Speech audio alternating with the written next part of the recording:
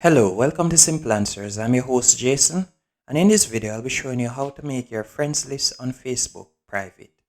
First, you're going to go into the app.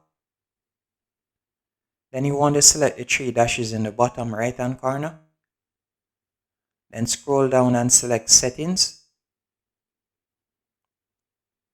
Then you're going to scroll down a bit. And you're going to select Privacy Settings.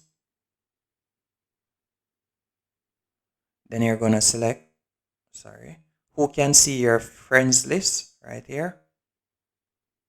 Then at the moment you can see mine is set at only me.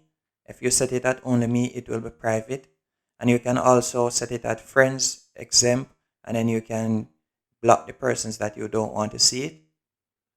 But only me will set it in private, so nobody except you will be able to see it. Hope you found this video helpful and informative. If you did, be sure to hit the like button and subscribe, and thank you for watching.